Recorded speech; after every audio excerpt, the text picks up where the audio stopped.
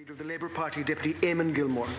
Lascan Corla, first of all, I want to join with the Taoiseach and with the leader of Fine Gael in expressing my own sympathy and that of the Labour Party with the family of Shane Geoghegan and with his friends and his sporting colleagues. His death was shocking, tragic, and the manner in which it was carried out was absolutely disgusting. It would be tragic if it was a once-off, but unfortunately it's not. I mean, Shane Geoghegan's murder is one of a series of murders that have been carried out in similar circumstances. People who were mistaken or who weren't in the right place or whatever. Names of Donna Cleary, Anthony Campbell, all killed by these murder gangs. Now, it seems to me, Taoiseach, that we have two problems here. The first problem is that we have a lot of these gun murders. Since 1998, 161 gun murders in this state. There have been only 22 convictions.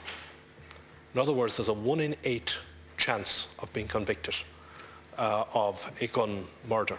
Now, I know people, and I know when I've raised this point before, it has been suggested that it's because it takes a while for these cases to come to court. But I'm looking here at the figures for 2003. There were 20 gun murders, only 2 convictions. 2005, 23 gun murders, only 3 convictions.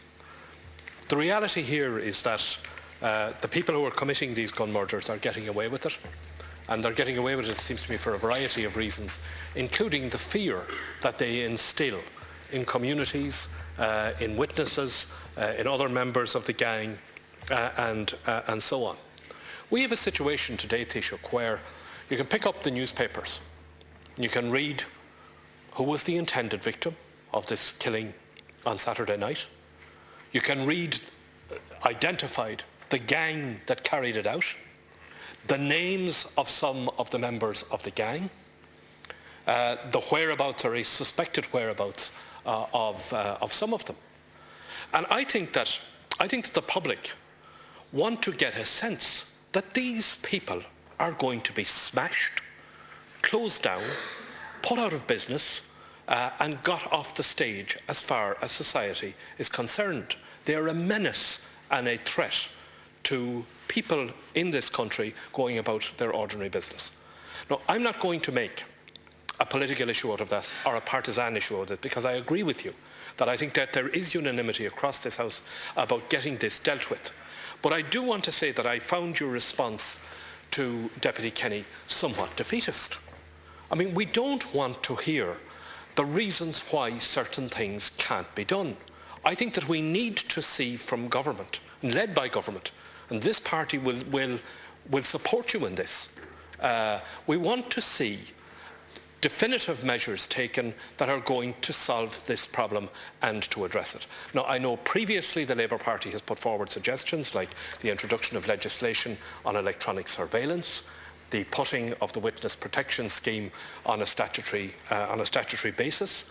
We had suggested making membership of gangs a criminal offence, and you've mentioned the section of the legislation, the existing legislation, which deals with this. But to my knowledge, Taoiseach, nobody has been convicted yet of gang membership. And I'd like to know, maybe when you're responding, how many people have been charged with membership of a gang under that piece of legislation. And if that piece of legislation is not sufficiently robust to deal with it, then perhaps we need to look at it again. There are provisions, for example, in the Offences Against the State Act, which require people to account for their movements. To what extent is that being used? In other words, what I'm saying to you, Taoiseach, is that I think we need to have from government, and I would like to hear a bit more about the outcome of your discussion with the Garda Commissioner and the Minister for Justice today. We need to hear from government, A, what additional legislative measures are required which are going to be reasonable and effective in dealing with this problem, and what operational measures are going to be required in terms of the Garda dealing with it, or the Criminal Assets Bureau, or the agencies of the state. But what we do want is, I think we need to have a sense that at the end of this exercise, these gangs are going to be smashed, put an end to, and the type of murder that we saw on Saturday night, that we're not going to see any more of them. First of all, Las Corla, I accept entirely that the Gardaí are doing their very best here, and may I say that they certainly have full support of the Labour Party, and I acknowledge that they have had some successes, and you identified some of them. May I also say that this is not a uniquely Limerick problem. Many of these murders that we've seen in the past have been in other parts of the country. But I mean, here's the two problems, Taoiseach. First of all, what can be done to get up the level of conviction? I mean, 1 out of 8 convictions for the gun murders we've seen over the past decade is not satisfactory or acceptable. So what can be done to increase the level of convictions that are being achieved and the chances of these people being convicted? Secondly, if the perpetrators of this crime can be effectively identified in newspapers this morning, why can't they be lifted and put away? Thirdly, can I ask you again about the existing legislation dealing with membership of a criminal gang? Have there been any convictions? To my knowledge, there haven't been. And have there been anybody charged under that legislation to date? And if not, why haven't there been charges brought under that legislation? Do you have any plans, does the government have any plans to bring any additional legislative measures before the House to deal with this problem of gang warfare, gang criminality and gang murder? And finally, can you give any specific information to the House about what is going to be done and what is being done to deal with this problem arising from your meeting with the Garda Commissioner today?